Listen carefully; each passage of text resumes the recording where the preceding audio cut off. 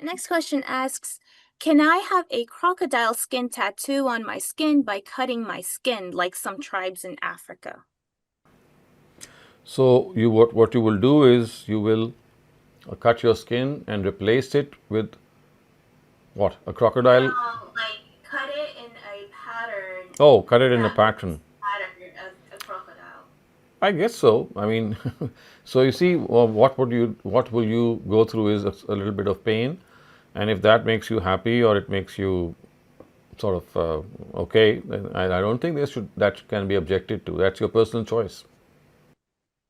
Okay, thank you very much. And oh yeah, they're just explaining that when it heals, it'll form the pattern of the same texture as the crocodile skin. Right. So that's not a problem. See, let me explain this a little more.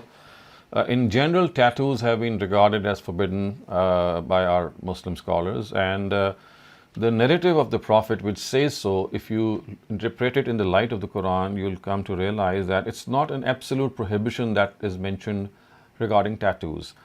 Basically, tattoos or etching patterns that depict deities that would be worshipped in the times of the Prophet were the ones that were prohibited actually. It's not all types of tattoos, only tattoos which were vulgar, which of course is understood, or which invoked sentiments of worship, because lots of idols would be worshipped and they would be sketched.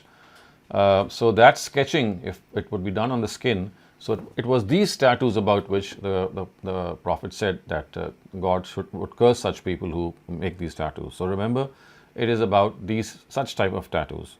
Other than that, if you have a tattoo of an animal or any other life form or even of yourself or whatever, as long as it is not vulgar and as long as it is not something which invokes sentiments of worship, that was something that happened in the times of the Prophet.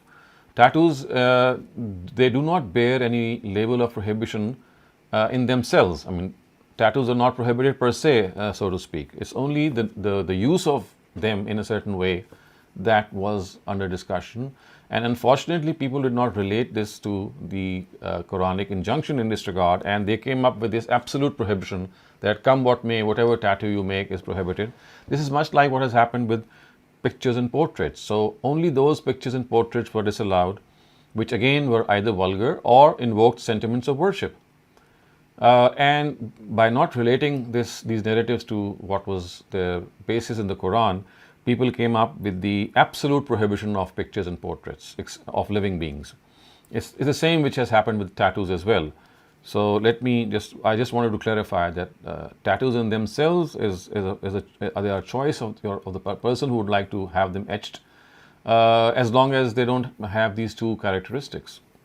I think this brings a larger question of self-inflicting pain and like to what extent are we allowed to put our body through harm? I mean, you see, as long as you're not putting it in danger, life, I mean, this is something you're trying to embellish yourself, you're trying to beautify yourself in your own peculiar way, and I might differ. But if you are able to bear that pain and you think that, well, this is something that is a temporary pain, it's not something that's going to go on and on, it's just like a couple of minutes maybe, and then I'll have a pattern on my own skin. So that's something that you're doing. I mean, you're not inflicting pain per se. You see, inflicting pain is a different thing in which the purpose is to inflict pain. Remember, sadism or maybe things like masochism or similar things, the purpose per se in them is to inflict pain. Here, the purpose is not to inflict pain. That's just a byproduct. The purpose is to create a pattern, but it comes with a cost. That cost is that pain. So you see, there is this subtle difference that we must keep in mind. Sir हमारे यहाँ पर तो लोग सुना है कि वो they take a lot of drug or they drink a lot so they get out of mind so they don't feel the pain when they get that. So that's another thing. You don't need to take drugs. You can just numb the skin as well. I'm not sure if that can be done or not. Otherwise, if someone says that we're just going to numb the skin or maybe apply a local anesthesia for that, or inject something that can just nullify the pain, that should not be a problem. And similarly, like the chances of something like that getting infected would be much higher. Okay, yes, that's it. I mean, this is a medical hazard. So you see, it's not this concern of religion. Religion will tell you something which is ideologically wrong or morally wrong. I mean, health hazard is something that you, by your own common sense, you should avoid as much as possible, and at times you even take risks. Thank you very much for that explanation, Dr. Saleem. Because we have another question that's related to it, I'll get to that one first, Mm-hmm. and then I'll get back to the rest of the chat questions. This Mm-hmm. one's asking, is permanent disfiguration of body with tattoos allowed, or the temporary use one, is that the one that you were talking about that's only allowed? So the permanent disfiguration of your body, I mean, it all depends what you mean by that. If you have patterns all over your body and you like them for your own self, you're not disfiguring your body in your own eyes. What you're doing is you're embellishing it, you're beautifying it.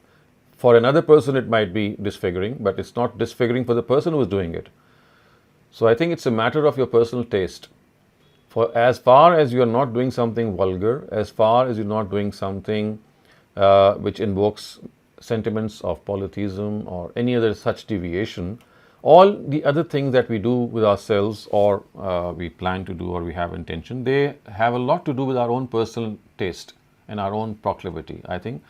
And that is something that should be left to the person to decide.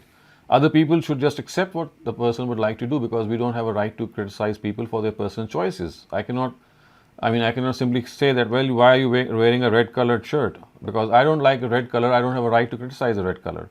Similarly, if I have a aversion to lots of tattoos being created on the body, that's my choice, and I should keep that choice to myself.